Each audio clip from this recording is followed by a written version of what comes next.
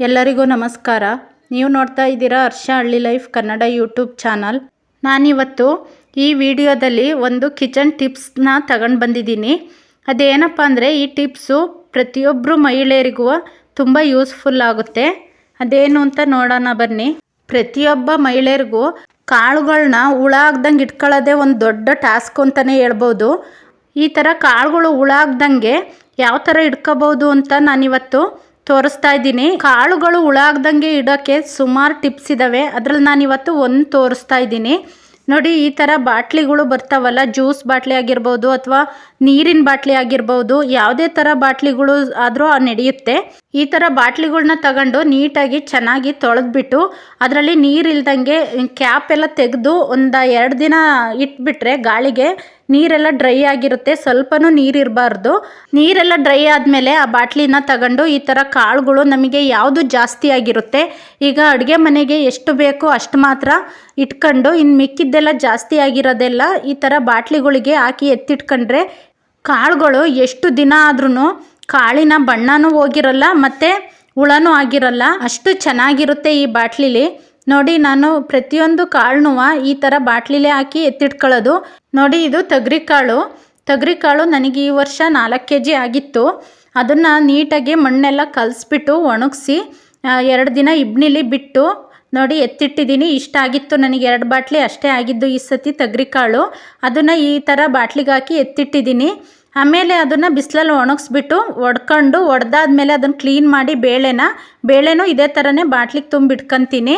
ಅದು ಉಳಿಯೆಲ್ಲ ಚೆನ್ನಾಗಿರುತ್ತೆ. ನೋಡಿ, ಇವು ಹುಳ್ಳಿಕಾಳು ಸುಮಾರು 2 ತಿಂಗಳೇ ಆಯಿತು ನಾನು ಈ ಬಾಟ್ಲಿಗೆ ತುಂಬಿಟ್ಟು. ಏನೂ ಆಗಿಲ್ಲ, ಕಲ್ಲರು ಚೇಂಜ್ ಆಗಿಲ್ಲ, ಹುಳನೂ ಆಗಿಲ್ಲ. ಅದೇ ಈ ರೀತಿ ಬಾಟ್ಲಲ್ಲಿ ತುಂಬಿಡ್ದಲೇ ಸ್ಟೀಲ್ ಬಾಕ್ಸಲ್ಲಿ ತುಂಬಿ ಎತ್ತಿಟ್ಕೊಂಡಿದ್ರೆ ಅದು ಇಷ್ಟೊತ್ತಿಗೆ ಕಲ್ಲರೆಲ್ಲ ಸ್ವಲ್ಪ ಕಪ್ಪಾಗಿರೋದು ಮತ್ತು ಹುಳನೂ ಆಗಿರೋದು. ಹುಳ್ಳಿಕಾಳು ಜಾಸ್ತಿ ದಿನ ಇರೋದೇ ಇಲ್ಲ. ಅದಕ್ಕೋಸ್ಕರ ನಾನು ಈ ಥರ ಬಾಟ್ಲಿಗೆ ಹಾಕಿ ಎತ್ತಿಟ್ಟಿರ್ತೀನಿ.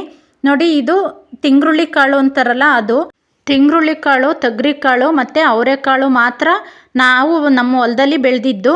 ಇನ್ನು ಮಿಕ್ಕಿದ್ದೆಲ್ಲ ನಾವು ದುಡ್ಡಿಗೆ ತಗೊಳ್ಳೋದು. ಇಲ್ಲಿ ಮಾರಕ್ಕೆ ಬರ್ತಾರೆ ಅಥವಾ ಸಂತೆಗಳಲ್ಲಿ ಮಾರ್ತಿರ್ತಾರಲ್ವ, ಆವಾಗ ಜಾಸ್ತಿ ತಂದುಬಿಟ್ಟು ಈ ಥರ ಬಾಟ್ಲಿಗೆ ಹಾಕಿ ಎತ್ತಿಟ್ಕೊಂಡಿರ್ತೀನಿ. ಸೀಸನ್ನಲ್ಲಿ ತಗೊಂಡ್ರೆ ಸ್ವಲ್ಪ ರೈಟು ಕಮ್ಮಿ ಇರುತ್ತೆ. ಆ ಟೈಮಲ್ಲಿ ಜಾಸ್ತಿ ತಗೊಂಡು ಈ ಥರ ಬಾಟ್ಲಿಗೆ ಹಾಕಿ ಎತ್ತಿಟ್ಕೊಳೋದ್ರಿಂದ ತುಂಬ ರೈಟು ಕಮ್ಮಿ ಸಿಗುತ್ತೆ ಮತ್ತು ತುಂಬ ದಿನ ಬಾಳಿಕೆನೂ ಬರುತ್ತೆ. ನೋಡಿ, ಇದು ಹೆಸರು ಕಾಳಂತೂ ಒಂದು 15 ದಿನ ತಿಂಗಳು ಇರಲ್ಲ ಬಾಕ್ಸಲ್ಲಿ. ಅದೇ ಈ ಥರ ಬಾಟ್ಲಿಲಿ ಹಾಕಿ ಎತ್ತಿಟ್ಟು ನಾನು ಸುಮಾರು 2 ತಿಂಗಳೇ ಆಯಿತು. ಅದು ಖಾಲಿಯಾಗಿ ಇನ್ನು ಸ್ವಲ್ಪ ಮಿಕ್ಕಿತೆ. ಆದರೂ ಸ್ವಲ್ಪನೂ ಒಂದೇ ಒಂದು ಹುಳನೂ ಆಗಿಲ್ಲ, ಕಲ್ಲರು ಚೇಂಜ್ ಆಗಿಲ್ಲ. ಯಾವುದೇ ಕಾಳಾದ್ರೂ ಈ ಥರ ಬಾಟ್ಲಿಗಳಲ್ಲಿ ಹಾಕಿ ಎತ್ತಿಟ್ಕೋಬೋದು. ನೋಡಿ, ಇದು ಬಟಾಣಿ ಕಾಳು. ಇದು ಸ್ವಲ್ಪ ಮಿಕ್ಕಿತೆ, ಇನ್ನೆಲ್ಲ ಖಾಲಿಯಾಗಿ ಸ್ವಲ್ಪ ಮಿಕ್ಕಿರೋದು. ಸ್ವಲ್ಪ ಇರೋದೆಲ್ಲ ಚಿಕ್ಕ ಬಾಟ್ಲಿಗೆ ಹಾಕಿ ಎತ್ತಿಟ್ಕೊಂಡಿದ್ದೀನಿ. ಜಾಸ್ತಿ ಇರೋದನ್ನೆಲ್ಲ ದೊಡ್ಡ ಬಾಟ್ಲಿಗೆ ಹಾಕಿ ಎತ್ತಿಟ್ಕೊಂಡಿದ್ದೀನಿ. ಹೀಗೆ ಜಾಸ್ತಿ ಇರೋ ಕಾಳುಗಳನ್ನೆಲ್ಲ ಫ್ರಿಡ್ಜಲ್ಲಿ ಜಾಸ್ತಿ ಸ್ಟೋರ್ ಮಾಡೋಕ್ಕಾಗಲ್ಲ ಅಂಥವ್ರು ಅಥವಾ ಫ್ರಿಡ್ಜ್ ಇಲ್ದಲೇ ಇರೋರು ಈ ಥರ ಟಿಪ್ಸ್ನ ಯೂಸ್ ಮಾಡ್ಕೋಬೋದು. ಯಾರೆಲ್ಲ ನನ್ನ ಚಾನಲ್ನ ಹೊಸ್ದಾಗಿ ನೋಡ್ತಾ ಇದ್ದೀರಾ, ಸಬ್ಸ್ಕ್ರೈಬ್ ಮಾಡಿಕೊಂಡು ವಿಡಿಯೋನ ಕೊನೆವರೆಗೂ ನೋಡಿ. ವಿಡಿಯೋ ಇಷ್ಟ ಆದರೆ ಒಂದು ಲೈಕ್ ಮಾಡಿ, ಹೀಗೆ ಸಪೋರ್ಟ್ ಮಾಡಿ ಅಂತ ಕೇಳ್ತಾ ಇದ್ದೀನಿ. ನೋಡಿ, ನನಗೆ ಈ ವರ್ಷ ಇಷ್ಟು ತಿಂಗ್ರುಳ್ಳಿ ಕಾಳಾಗಿದ್ದು. ಅದು ಒಂದು ದೊಡ್ಡ ಬಾಟ್ಲಿ ಮತ್ತು ಒಂದು ಚಿಕ್ಕ ಬಾಟ್ಲಿ ಆಯಿತು. ಇದು ಮೆಂತೆನೂ ಅಷ್ಟೇ. ನಾನು ಒಂದು ಸತಿಗೆ 2 kg ಗಟ್ಟಲೆ ತಗೊಂಡ್ಬಿಟ್ಟು ಈ ಥರ ಬಾಟ್ಲಿಗೆ ಹಾಕಿ ಎತ್ತಿಟ್ಕೊತೀನಿ. ಮೆಂತೆಲಿ ನನಗೆ ನಾಟಿ ಮೆಂತೆ ಚಿಕ್ಕವು ಕಾಳು ಬರುತ್ತಲ್ಲ, ಆ ಥರ ನಾಟಿ ಮೆಂತೆ ಸಿಕ್ಕಿದಾಗ ನಾನು ಜಾಸ್ತಿ ತಗೊಂಡು ಈ ಥರ ಸ್ಟೋರ್ ಮಾಡಿ ಎತ್ತಿಟ್ಕೊತೀನಿ. ಮೆಂತೆ ಏನು ಈ ಥರನೇ ಬಾಟ್ಲಿಗೆ ಹಾಕಿ ಎತ್ತಿಡಬೇಕು ಅಂತೇನಿಲ್ಲ, ಯಾಕೆಂದರೆ ಮೆಂತೆ ಸ್ವಲ್ಪ ಕಹಿ ಇರೋದ್ರಿಂದ ಅದೇನು ಅಷ್ಟು ಬೇಗ ಹುಳ ಆಗಲ್ಲ. ಆದರೆ ನಾನು ಜಾಸ್ತಿ ತಗೊತೀನಲ್ವ, ಅದಕ್ಕೋಸ್ಕರ ನಾನು ಬಾಟ್ಲಿಗೆ ಹಾಕಿ ಎತ್ತಿಟ್ಕೊತೀನಿ ಅಷ್ಟೇ.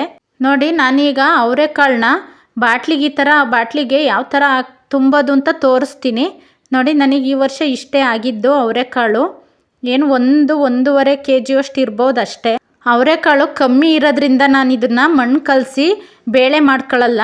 ಹುರಿದವರೆಕಾಳು ಸಾಂಬಾರು ಮಾಡೋಕ್ಕೋಸ್ಕರ ಬಾಟ್ಲಿಗೆ ಹಾಕಿ ಎತ್ತಿಟ್ಕೊತಾ ಇದ್ದೀನಿ. ಅವರೆಕಾಳು ಅಷ್ಟೇ ತುಂಬ ಬೇಗ ಹುಳ ಆಗುತ್ತೆ. ನಾನು 2 ದಿನ ಇಬ್ನಿಗೆ ಬಿಟ್ಟಿದ್ದೆ, ಆದರೂ ಹುಳ ಆಗೇ ಬಿಟ್ಟಿದ್ದು.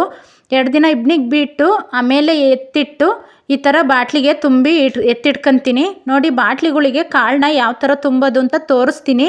ಈ ಥರ ಬಾಟ್ಲಿನ ತಗೊಂಡು ಮರದೊಳಿಕೆ ಅಥವಾ ಒಂದು ಬ್ರೇಷಿನ್ನು ಅಥವಾ ಚರುಕು ಅಂತ ಬರುತ್ತಲ್ಲ ಅದರೊಳಿಕೆ ಈ ಥರ ಇಟ್ಬಿಟ್ಟು ಕೈನ ಆ ಥರ ನಾನು ತೋರಿಸ್ತಾ ಇದ್ದೀನಲ್ಲ ವಿಡಿಯೋದಲ್ಲಿ ಈ ಥರ ಇಟ್ಕೊಂಡು ಅದನ್ನು ತುಂಬೋದ್ರಿಂದ ಒಂದು ಕಾಳು ಆಚೆ ಈಚೆ ಬೀಳಲ್ಲ. ಅಕಸ್ಮಾತ್ ಬಿದ್ರೂ ಮರದೊಳಿಕೆ ಕೆಳಗಡೆ ನಾವು ಪಾತ್ರೆ ಇಟ್ಟಿರ್ತೀವಲ್ಲ ಅದರೊಳಗಡೆ ಬೀಳುತ್ತೆ. ಇನ್ನೊಂದು ಏನಪ್ಪ ಅಂದರೆ ನಾವು ಈ ಥರ ಬಾಟ್ಲಿಗೆ ಹಾಕಿ ಎತ್ತಿಟ್ಕೊಳ್ಳೋಕ್ಕಿಂತ ಮುಂಚೆ ಕಾಳುಗಳನ್ನ ಚೆನ್ನಾಗಿ ಒಣಗಿಸಿ 2 ದಿನನಾದರೂ ಇಬ್ನಿನಲ್ಲೇ ಬಿಡಬೇಕು. ಇಬ್ನಿ ಅಂತ ಅಂದರೆ ಒಂದು 2 ನೈಟು 2 ಡೇ ಬಿಟ್ಬಿಟ್ಟು ಆಮೇಲೆ ಸ್ವಲ್ಪ ಒಳಗಡೆ ಎತ್ತಿಟ್ಟು ನೆಳ್ಳಲ್ಲಿ ಅದು ತಣ್ಣಗಾದ್ಮೇಲೆ ಈ ಥರ ಬಾಟ್ಲಿಗೆ ತುಂಬಿ ಇಡಬೇಕು. ಅಂಗಡಿಯಿಂದ ತಂದು ಡೈರೆಕ್ಟಾಗಿ ತಂದಿದ್ದ ದಿನವೇ ಈ ಥರ ಬಾಟ್ಲಿಗೆ ತುಂಬಿ ಇಡಬಾರ್ದು. ಏಕೆಂದರೆ ಅವರು ಎಷ್ಟು ದಿನ ಸ್ಟೋರ್ ಮಾಡಿ ಇಟ್ಟಿರ್ತಾರೋ ಗೊತ್ತಿಲ್ಲ. ಅದಕ್ಕೋಸ್ಕರ ನಾವು ಮನೆಗೆ ತಂದಮೇಲೆ ಬಿಸಿಲಲ್ಲಿ ಒಣಗಿಸಿ 1 ದಿನ ನೈಟು ಇಟ್ಬಿಟ್ಟು ಬೆಳಗ್ಗೆ ಎದ್ದು ಈ ಥರ ಬಾಟ್ಲಿಗೆ ತುಂಬಿ ಇಡೋದ್ರಿಂದ ಸ್ವಲ್ಪನೂ ಹುಳ ಆಗಲ್ಲ. ಇದಾಗಿತ್ತು ಇವತ್ತಿನ ವಿಡಿಯೋ. ಎಲ್ಲರಿಗೂ ಧನ್ಯವಾದಗಳು.